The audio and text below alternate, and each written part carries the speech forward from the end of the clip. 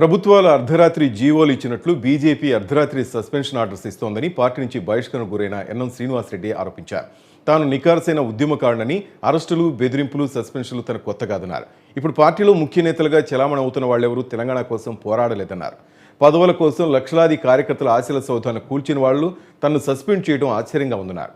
మాటికి BRS, BJP ఒకటేనన్న NM Congress నేతలు తను సంప్రదించారని తెలిపారు. అనుచరులతో చర్చించి నిర్ణయం తీసుకుంటానన్నారు.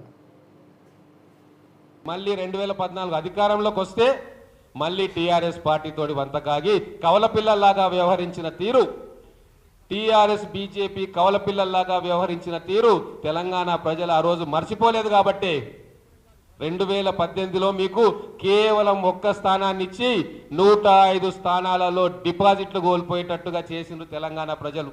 తెలంగాణకు వ్యతిరేకంగా పనిచేసే ఏ శక్తితోటి కూడా ఎన్ఎం శ్రీనివాసరెడ్డి పొత్తుకు కానీ సంజౌతకు కానీ ఒప్పుకోవడానికి నిజం మీకు తెలుసు. కాబట్టి అర్ధరాత్రి పూట మాకు సస్పెన్షన్ ఆర్డర్ ఇచ్చారు. అయినా మాకు ఏమీ బాధ లేదు.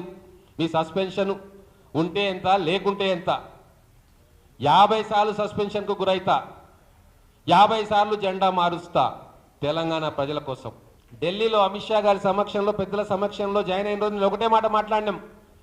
మీరు టీఆర్ఎస్ తోటి కొట్లాడతారు, టీఆర్ఎస్ తోటి సంజోతా చేయరు అంటేనే మేము పార్టీలో చేరుతామని చెప్పి ఆ రోజు చెప్పడం జరిగింది. దీనికి సాక్ష్యం డికే అరుణ గారే. వారు కూడా అదే మాట అన్నారు. వారు ఆ రోజు మాట ఇచ్చిండ్రు, ఎట్టి పరిస్థితుల్లో ఓవైసీతో చేతులు కలిపిన కేసీఆర్ దగ్గర అన్నం కాదు కదా మంచినీళ్ళు కూడా నేను తాగను అని చెప్పి ఆ రోజు మాకు మాట ఇచ్చింది. కాంగ్రెస్ పార్టీ నాయకులు సంప్రదింపులు జరుపుతూ ఉన్నారు, మాట్లాడారు.